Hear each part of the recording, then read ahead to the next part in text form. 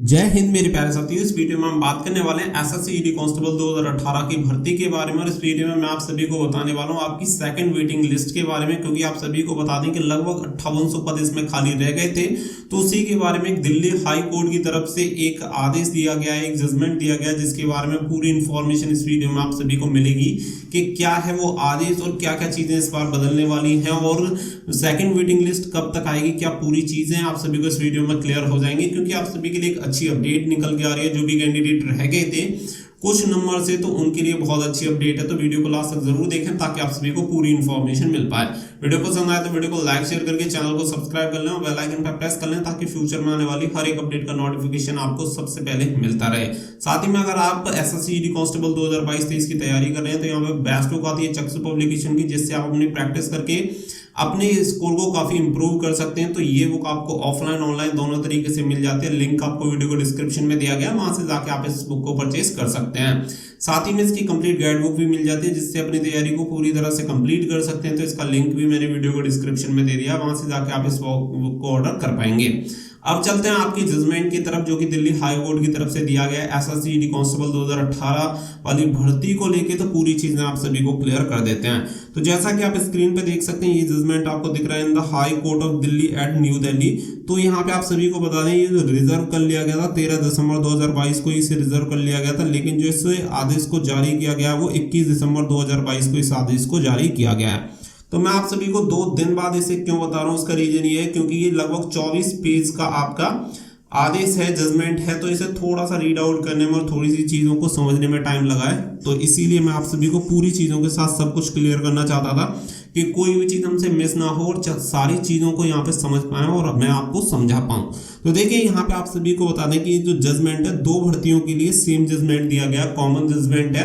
क्योंकि 2 भर्तियां थी जिनका आधार बिल्कुल सेम था, सेम ग्राउंड पे वो फाइल की गई थी और एक ही काउंसिल की तरफ से फाइल की गई थी। हालांकि पिटिशनर अलग अलग थे, लेकिन फाइल एक ही काउंसिलर की तरफ से की गई थी।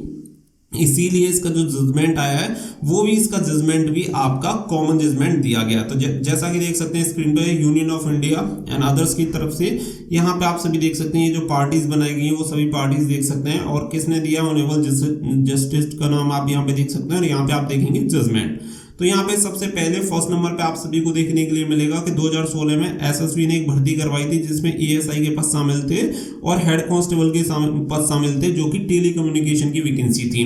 तो उसके बारे में बात की गई, जिसमें 872 वैकेंसी निकाली गई थी। लेकिन कुछ वैकेंसी ऐसी थी जो कि खाली रह गई थी, जिसपे कैंडिडेट ने ज्वाइन नहीं किया था, वो वैकेंसी वैकेंट रह गई। सेम इसी तरीके से नंबर सेकंड में बात आती है। सिमिलरली यहाँ पे देख सकते हैं कि 2018 में एसएससी ईडी कांस्टेबल ने वैकेंसी निकाली, जिसमें से लगभग 60,210 वैकेंसी जिसमें से निकाली गई थी। और टोटल आप सभी को बता दें कि लगभग यहाँ पे नीचे बताया गया है कि 54,411 कैंडिडेट को यहाँ पे प्रोविजनली डिक्लेयर किया गया था। फाइनल जो आपकी मेरिट लिस्ट जारी की गई थी 21/1/2020 को। तो सेम ग्राउंड यहाँ पे बनते हैं, चाहे आप एसएसबी की बात कर लें, चाहे आप इस वाली भर्ती की बात कर लें, दोनों में सेम ग्राउंड है। इसीलिए इसका कॉमन जजमेंट दिया गया, क्योंकि सारी चीजें बिल्कुल सेम है। तो यहाँ पे ये चीजें क्लियर की गई हैं कि यहाँ पे बताया गया कि यहाँ पे कुछ इन्फॉर्मेशन जैसे दी गई है कि पहले जो वैकेंसी का नोटिफिकेशन था उसमें 54,953 वैकेंसी थी, फिर 60,210 इन वैकेंसी को कर दिया गया था। और इसके बाद यहाँ पे बताया गया कि पीएसटी एंड पीईटी जो हुआ था उसमें टोटल 1,52,226 कैंडिडेट डिक्लेयर किए गए थे, क्वालिफाइड डिक्लेयर किए गए थे, जिसमें मेल एंड फीमेल इतनी थी। फिर आपका मेडिकल एग्जामिनेशन हुआ और यहाँ पे मेडिकल एग्जामिनेशन में 1,09,552 कैंडिडेट शामिल रहे, जिसमें से टोटल फाइनल लिस्ट जब लगाई गई 21/1/2020 को, तो 54,411 कैंडिडेट को प्रोविजनली सेलेक्टेड डिक्लेयर किया गया। तो ये तो यहाँ पे इस पे जो सिंपल इंफॉर्मेशन है आप सभी को पता ही है उसके बारे में, वो कुछ इंफॉर्मेशन दी गई है भर्ती के बारे में।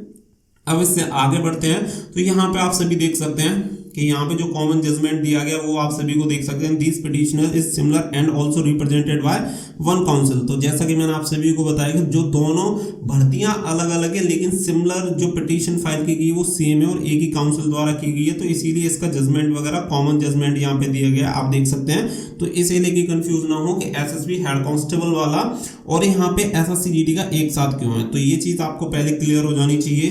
तो बाकी का यहाँ पे हेड कांस्टेबल वाला एसएसबी वाला देख सकते हैं। यहाँ पे ये कुछ इन्फॉर्मेशन दी गई है। 72 वैकेंसी इसमें क्या थे, वैकेंट रह गई थी।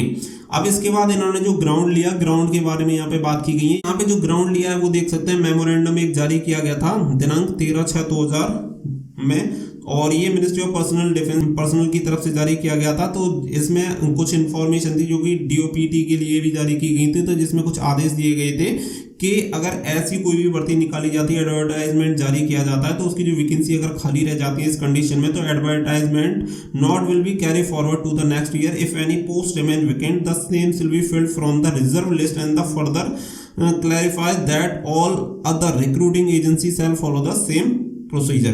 तो यहाँ पे ये बताया गया था कि अगर कोई भर्ती निकाली जाती है, उसमें कोई वैकेंसी खाली रह जाती है, तो उसमें किसी भी वैकेंसी को वैकेंट रखा जाएगा और उसे कंप्लीट वहाँ पे फिल करके आगे प्रोसीजर किया जाएगा। तो ये यहाँ पे दिया गया था, इन्होंने ये ग्राउंड लिया था। लेकिन आप सभी को बता दें कि ये ग्राउंड जो होता है ओनली प्रमोशन के लिए होता है, और दूसरी चीज डेपुटेशन के लिए होता है। और इसमें ये कंडीशन होती है कि जैसे कि मान के चलिए किसी को कोई ज्वाइनिंग दे दी, और ज्वाइनिंग देने के बाद वो इस कंडीशन में होता है कि कोई कैंडिडेट होता है, किसी के साथ कोई हादसा हो जाता है, ज्वाइन नहीं करता, ज्वाइन होने के बाद, ना कि उससे पहले। तो ये वाला जो मैटर है एसएससी जीडी कांस्टेबल वाला, ये है कि इसमें सिलेक्शन नहीं दिया गया था, प्रोविजनली सेलेक्टेड जरूर थे, लेकिन जो वैकेंसी खाली हुई है उन्हें ऐसा नहीं है कि फाइनली सेलेक्ट कर लिया गया था।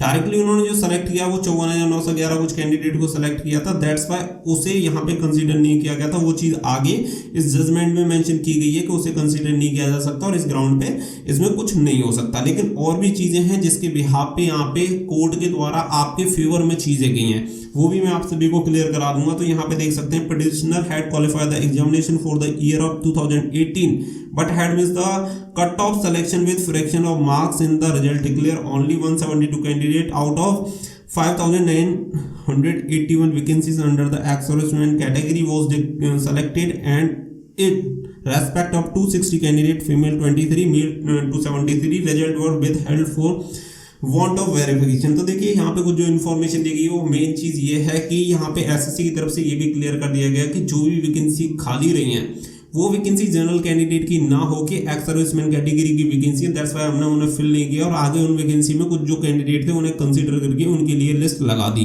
क्योंकि आप सभी को बता दें, एक बार लिस्ट जारी होने के बाद दोबारा भी एक लिस्ट जारी हुई थी, उसमें कुछ कैंडिडेट को सेलेक्ट किया गया था, 150-200 कैंडिडेट को। तो उसके बारे में यहाँ पे इन्फॉर्मेशन दी गई है। अब आगे बढ़ते हैं, तो जो भी हाईलाइट पॉइंट हैं पूरे को रीड आउट करके मैंने उन्हीं पॉइंट को हाईलाइट कर लिया, जिससे कि आप सभी को जल्दी से जल्दी इसे पूरा मैं समझा पाऊँ, क्योंकि बहुत लंबा 24 पेज का अगर मैं इसे पूरा डिस्कस करने बैठूंगा तो 2 दिन लग जाएंगे। विद रिगार्ड 2018 के यहाँ पे एग्जाम के बारे में बात की गई, तो टोटल यहाँ पे बताया गया कि कितने कैंडिडेट अपेयर हुए थे, तो 30,41,284, जिसमें कंप्यूटर बेस्ड एग्जामिनेशन में 5,54,903 कैंडिडेट शॉर्ट लिस्टेड किए गए थे पीएसटी एंड पीईटी के लिए। इसमें से टोटल कैंडिडेट क्वालिफाई हुए 1,52,226, जो कि डिटेल मेडिकल एग्जामिनेशन के लिए क्वालिफाई हुए, और 39 कैंडिडेट ऐसे थे जिन्हें परमिशन मिली। तो यहाँ पे पूरी इन्फॉर्मेशन दी गई है, और मेडिकल एग्जामिनेशन में 1,09,552 कैंडिडेट क्वालिफाई होते हैं। तो यहाँ पे ये पूरी इन्फॉर्मेशन आप यहाँ पे रीड आउट कर सकते हैं। तो ये जो इन्फॉर्मेशन दी जा रही है वो एसएससी की तरफ से यहाँ पे पूरी इन्फॉर्मेशन दी जा रही है, और यहाँ पे पूरी इन्फॉर्मेशन आप सभी चेकआउट कर सकते हैं। तो यहाँ पे आप सभी को बताया गया है कि आप देख सकते हैं, relief sought in these petitioner cannot be granted as there was no provision for the wait list for constable GD examination 2018। तो यहाँ पे ये क्लियर किया गया एसएससी की तरफ से कि एसएससी GD 2018 की जो भर्ती निकाली गई थी उसमें वेटिंग लिस्ट का कोई प्रोविजन नहीं था, दैट्स व्हाई उसमें कोई वेटिंग लिस्ट नहीं बनाई गई। तो वो सारी चीजें यहाँ पे क्लियर हो जाती हैं। साथ ही में यहाँ पे कुछ इन्फॉर्मेशन दी गई है, तो वो भी आप यहाँ पे देख सकते हैं। दिया गया on the claim of petitioner that if suitable ex serviceman are not available, then the vacancies for ex-servicemen will be filled by the non-ex-serviceman candidate of respective category. It was submitted that the aforesaid petition is correct. However, additionally, out of 60,210 vacancies, 10% vacancies are earmarked for ex-serviceman category, and if the ex-serviceman category vacancies are left unfilled, then the remaining vacancies would be filled by the non-ex-servicemen from the SC, ST, OBC. Other categories belong to the area and state is what submitted that keeping aforesaid formula in mind, the unfilled vacancies of ex-servicemen have already filled up why the non ex serviceman in the final result declare on 21/1/2021 and 28/1/2021। तो यहाँ पे इनकी तरफ से बोला गया है कि हमने वो सारी चीजें यहाँ पे एक्सेप्ट की और सारी चीजें हमें पता है कि अगर कोई भी वैकेंसी, ऐसी वैकेंसी जो कि एक्स सर्विसमैन कैटेगरी के कैंडिडेट से नहीं भरी जाती है, तो vacancy non ex serviceman candidate से फिल की जाएगी, जो भी SC ST कैंडिडेट होंगे उसके अकॉर्डिंग फिल की जाएगी। और यहाँ पे इन्होंने बोला है vacancies of ex serviceman have already been filled by the non-ex servicemen in the final result declare 21/1/2021 to 28/1/2021। तो इन्होंने अपनी तरफ से बोला कि हमने जो भी एक्स सर्विसमैन की वैकेंसी खाली रही वो नॉन एक्स सर्विसमैन कैंडिडेट से यहाँ पे फिल कर दी, लेकिन उसके बाद भी यहाँ पे टोटल कैंडिडेट फिल नहीं हुए, इसीलिए कोर्ट ने इसे कंसीडर कर लिया और आगे जो भी इंफॉर्मेशन थी वो मैं आप सभी को बता देता हूँ। तो ज़्यादा चीज़ों की तरफ नहीं चलते क्योंकि बहुत सारी चीज़ें, जितना हम इसमें ज़्यादा घुसेंगे बहुत सारी चीज़ें आप सभी को देखने के लिए मिलेंगी। 24 पेज का जजमेंट है और इसलिए यहाँ पे पूरी चीज़ों को समझाते समझाते ही शाम हो जाएगी। तो कुछ जो भी जरूरी चीज़ें हैं वो यहाँ पे बताई गई हैं कि जैसे कि आप सभी को 2016-2018 के बारे में यहाँ पे जो इन्फॉर्मेशन दी गई है DOPT का, जो मैंने स्टार्टिंग में आपको बताया था 13/6/2000 को, जो कि इन्होंने ग्राउंड बनाया था कि कोई वैकेंसी खाली रह जाती है तो उस पर कंसीडर किया जाएगा, तो वो यहाँ पे इन्होंने बोला गया है। तो नॉन ज्वाइनिंग कैंडिडेट के लिए बोला गया था और left over in the process के बारे में बोला गया था अगर कोई प्रोसेस छोड़ देता है। तो यहाँ पे 60,210 वैकेंसी के बारे में फिर से बात की गई है। तो चलिए अब मेन चीज की तरफ चलते हैं। तो यहाँ पे आप सभी को बता दें कि वैकेंसी की तरफ से कुछ चीजों को नोटिफिकेशन में जो कि यहाँ पे मेंशन नहीं किया गया था वो बताई गई है कि vacancies reserve for ex serviceman will be filled by the candidate of open category within the respective quota if suitable candidate of ex serviceman are not available. यानी कि एक्स सर्विसमैन कैंडिडेट अवेलेबल नहीं होते हैं तो जो भी suitable candidate होंगे वो उनसे वैकेंसी को फिल कर दिया जाएगा। तो यहाँ पे कुछ ये इन्फॉर्मेशन दी गई है, पूरी चीजें यहाँ पे क्लियर की गई हैं। तो यहाँ पे आप सबसे लास्ट में चलते हैं और चीजों को एकदम क्लियर कर देते हैं कि फाइनली दिल्ली हाई कोर्ट की तरफ से क्या आदेश दिया गया है। तो ये जो ऑफिस मेमोरेंडम था 13/6/2000 वाला वो भी यहाँ पे बताया गया और उसके रीड आउट करके उस ground appointment on direct recruitment and transfer on deputation basis and also that to reduce the delay in filling of the post resulting from the resignation or death of any incumbent within 1 year of this appointment in the event. तो यहाँ पे सारी चीजें clear की गई कि in the year में अगर कोई भी ऐसे सर्कमस्टेंस होते हैं कि इसमें किसी की डेथ हो जाती है या कोई छोड़ देता है तो उसमें वैकेंसी को फिल किया जाएगा, ना कि इस कंडीशन में। तो वो सारी चीजें यहाँ पे क्लियर की गई है। नॉन ज्वाइनिंग वाले कैंडिडेट के लिए भी यहाँ पे जो इंस्ट्रक्शन दिए गए थे वो बताए गए। अब सबसे फाइनल में चलते हैं और यहाँ पे आप सभी को सारी चीजें क्लियर कर देते हैं कि इनकी तरफ से आदेश क्या दिया गया है।